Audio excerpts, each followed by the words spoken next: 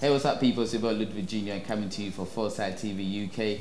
We are with the one and only, the Mr. Hollywood, Mr. Nollywood, Mr. Africa Wood, all the woods and the one banner, the one and only Mr. Desmond Elliot. How you doing, sir? Hey, I'm good. How are you? I'm fine, thank you very much. It's nice to have you. You are in London. Yes. Okay. First and foremost, it's a good thing that you got a t-shirt off because that means it's not cold. Okay. Yeah. I'm freezing inside. He's freezing inside, but he's braving it very much than most of the people. So you can see my hallelujah. Yeah, we're flying high right about now. Now, I know you came here for the African Jambalaya. That's correct. Now, being an actor and being into productions, how did you get into that kind of production? Because this is the first Afrobeat theatre we've ever had in the world, I believe. Yes, Afrobeat fairy tale is what I like to call it. It was a friend of mine, Damilola. I met him last year when he came on vacation to Nigeria, and I was recording, and he was very interested. He was always coming to set and everything. So he called me towards the end of last year and said, "Oh, Desmond, I'm having a project, blah, blah, blah. Would you like to be a part of it?" I said, "Okay, let me see your script." I looked into it, and I saw the difference. It wasn't just you know, theater performance or stage play. It was it had a lot of difference. It had, you know, where you could have Nollywood mixed with theater actors, and then, you know, mixed with musicians. So it had the blend of everything together, and then it was a fairy tale. It had an abstract feel to it. So it could cut across every age group, and I just thought it was really nice, you know. And coming and seeing even the performance from the actors, I was even more encouraged. Yes. I mean, given that that's the first time that has happened, and also given that you're obviously done about, I don't know, about 150 movies now, you know, so given your experience of that, given that the play itself is a mixture of, like you said, the music, live play, and also the whole intricacy of it. Can you see something like that just taken off back home? Oh yes, oh yeah. But you know, in this case, the difference is, this is was an individual effort in terms of funding. This is not the kind of play an individual would do in Africa. You need corporate sponsorship. You need, you know, if possible, governmental grants. You just need grants and stuff to make it a whole lot easy.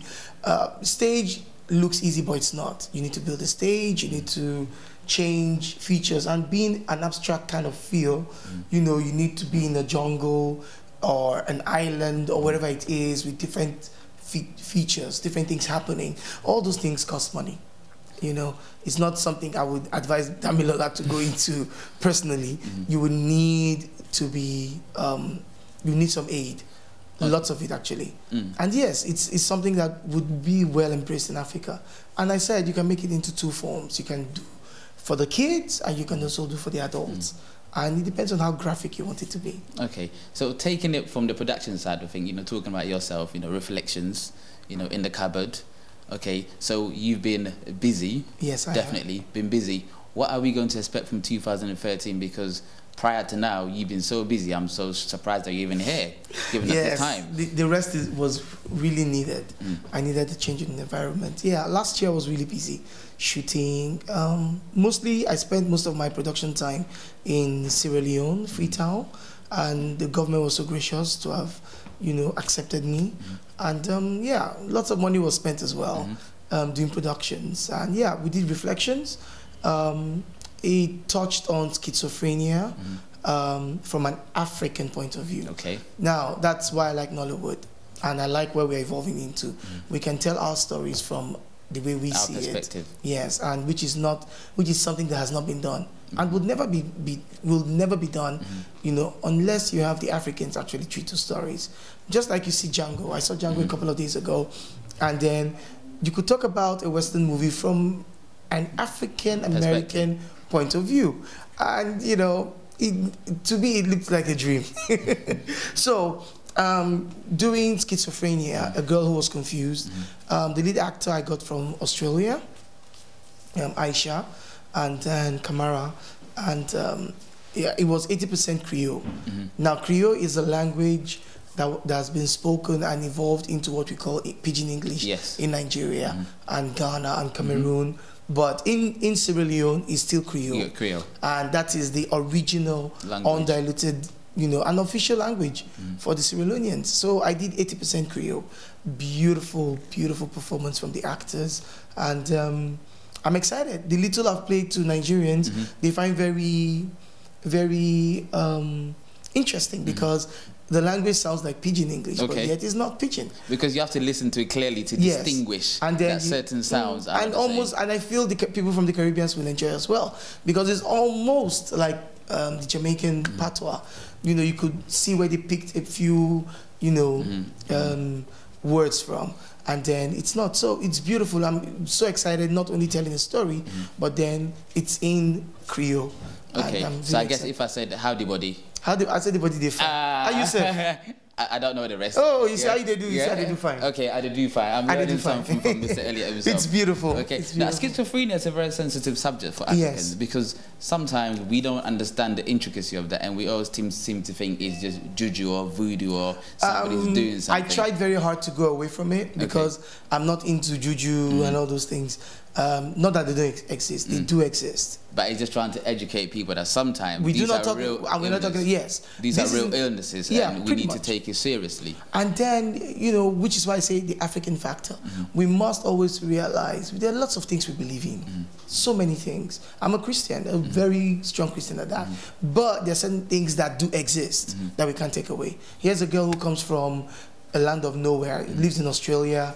She's 21, comes to get married, and then she can't remember anything from when she left for Australia, 11 years of her life. And 11 years of her life actually controlled how she's lived her life, even outside Sierra Leone. And then here you are, having a multiple personality, and yet you can literally, physically see your second, your double right in front of you. You eat together, you play together, you fight, and just different twists. It's something I'm sure people would enjoy. That sounds very interesting. Let's talk about awards. GIAMA. Yes.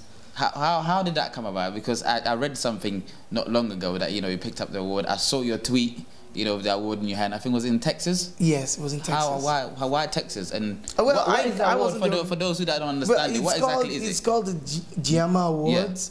Yeah. I think it's the American version of the AMA Awards, I would say. Okay. Very well organized, I must add. Unfortunately, it was eventually the next day because they didn't get to finish the awards. It was when I discovered that we had actually 4 awards. We won the best screenplay, fantastic, best story, best supporting actor, female actor, and I think best actor. I can't remember now. And this was for a film in the cupboard. In the cupboard. Okay. Yes, but that was your production, right? So my production. I co-produced with the fantastic, beautiful Caroline Danjuma. All right. Who used to be Caroline Ekanem. And simple story, very simple story, and I'm glad as to how far it went. And also won, I think, about 3 awards as well. Fantastic. In the Ghana Movie Awards in December as well. All right. So speaking about Ghana, I mean, I'm from Ghana, so this is the first one. Oh, that's nice. Yeah. Saying. Yeah. That one we can speak that all day long, right? Me that's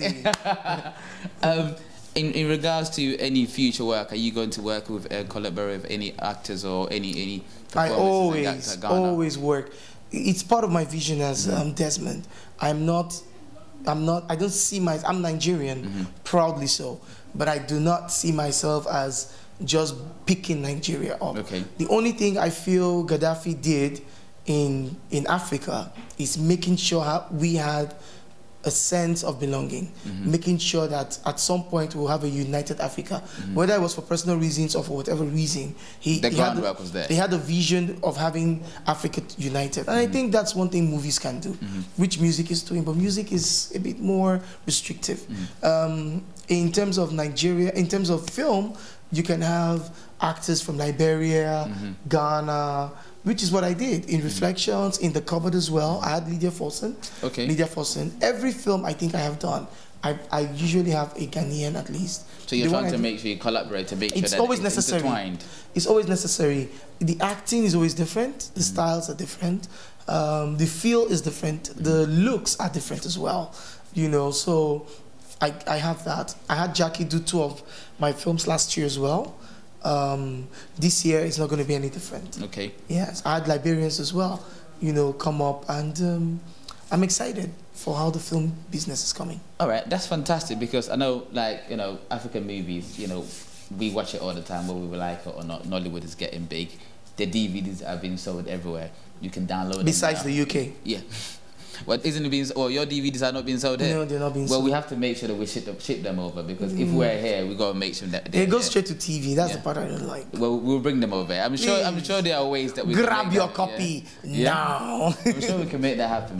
But in terms of preparation for a movie, how long does it take for an hour movie, for example? Because we at home we just get to see like an hour. Okay. How long does it take? Initially, it used to be very easy. They would just come, do the movie, 5-7 days, you're done, you're gone.